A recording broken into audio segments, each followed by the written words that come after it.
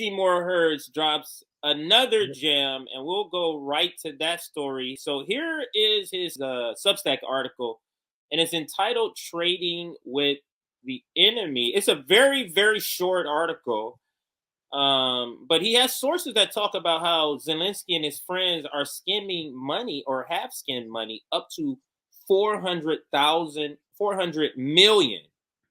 And the CIA has confirmed this. But let's get into the article, Nick. Trading with the enemy amid rampant corruption in Kiev, and as U.S. troops gather at the Ukrainian border, does the Biden administration have an end game to the conflict? The Ukraine government, headed by Volodymyr Zelensky, has been using American taxpayers' funds to pay dearly for the vitally needed diesel fuel that is keeping the Ukrainian army on the move in its war with Russia.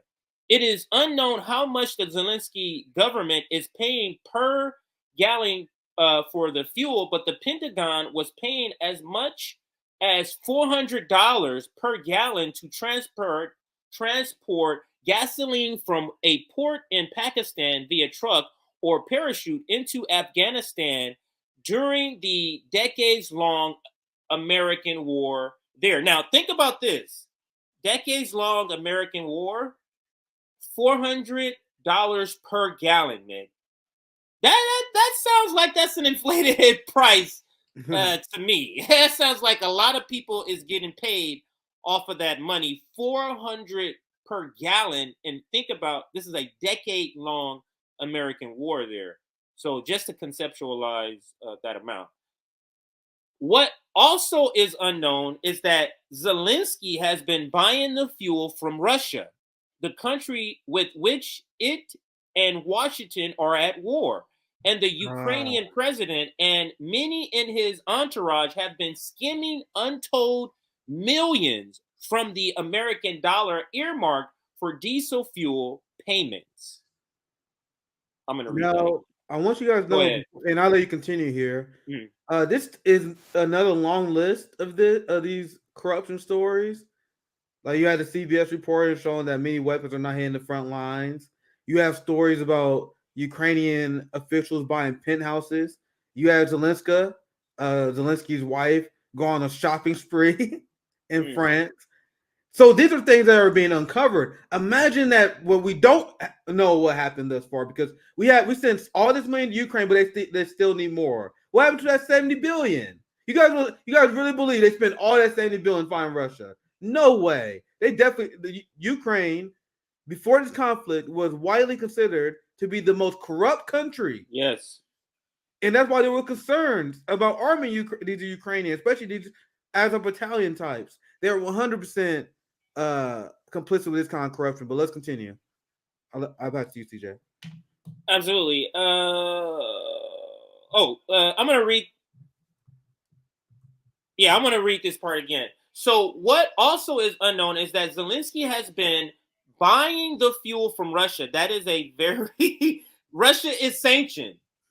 So Zelensky is buying the fuel from Russia, the country in which it and Washington are at war, and the Ukrainian president and many in his entourage has been skimming untold millions from the American dollar earmarked for diesel fuel payments.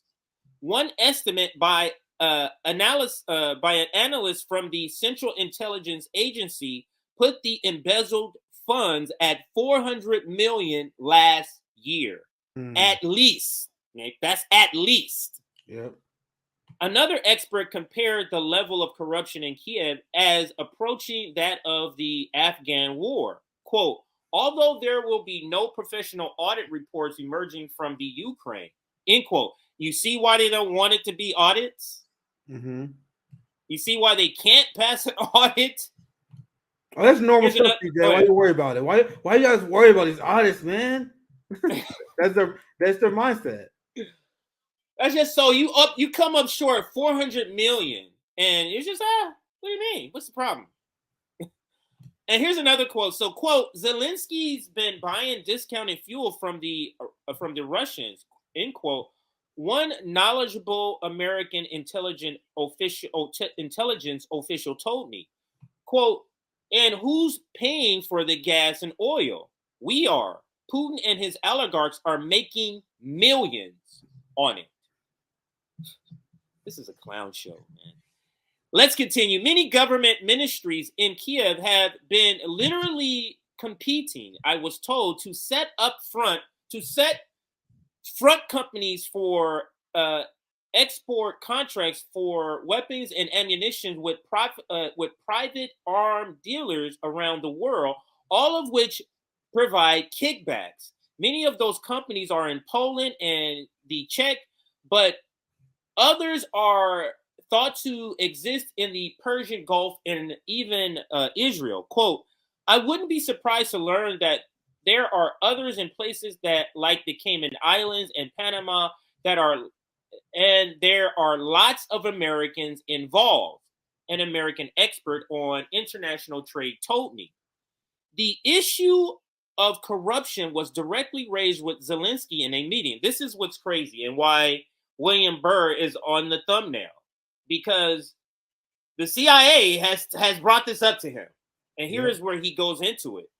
The issue of corruption was directly raised with Zelensky in a meeting last January in Kyiv, with CIA Director William Burr. His message to the Ukrainian president, I was told by an intelligence official with direct knowledge of the meeting, was out of a 1950s mob movie. The senior generals and government officials in Kiev were angry at what they saw as Zelensky's greed. Sir Burns told the Ukrainian president because, quote, he was taking a larger share of the skin money than was going to the generals. Wow. Wow. According to the United States and liberals, Ukraine, the most corrupt country in Europe, they're just going to change their mind now. They just changed their ways overnight. It was this is what we called out a long time ago, and it's been hilarious seeing this play out, not only just in this story, but multiple stories. But go ahead, CJ. Yeah, now this is rounding down. The article is almost already over. Burns also presented Zelensky with a list of 35 generals and senior officials whose corruptions was known to the CIA and others in the American government. So Burns gives him a list of 35 generals and senior officials who are known corrupt to the T in Ukraine. Gives him a list, and where am I? Burns also. Oh, my bad. Zelensky responded to the American pressure 10 days later by publicly dismissing 10 of the most audacious officials on the list and doing little else. Quote, the 10 he got rid of were brazenly bragging about the money they had, driving around Kiev in their new Mercedes, the intelligence officer. So he had to dismiss them because they were the ones publicly just throwing money out. Go ahead, Nick. And this is one of the most blatant examples of Western propaganda and lie by omission. Because I covered this at the time. Do you guys remember when all these Ukrainian officials got quote unquote resigned? They were fired from the Ukrainian government, and the Western media was like, "Nothing to see here, nothing to see here." Just a massive amount of government officials resigning. This is kind of the follow-up to that. There was Zelensky and Ukraine panicking, and they threw these people under the bus who covered their entire corruption scheme. But go ahead, CJ. Yeah, now I'm not going to read this. I just wanted to bring up, this is also, you can find this article written on Anti-War where they cover Seymour Hersh's article. If you want to have a little bit more digestible version of it, the CIA knows Ukrainian officials are skimming U.S. aid. Now think about that. The CIA, they don't care about that. They're not doing anything. You think, oh, let's stop this money. They're skimming money. It's not really going to help people. No, we know it. They've been saying too.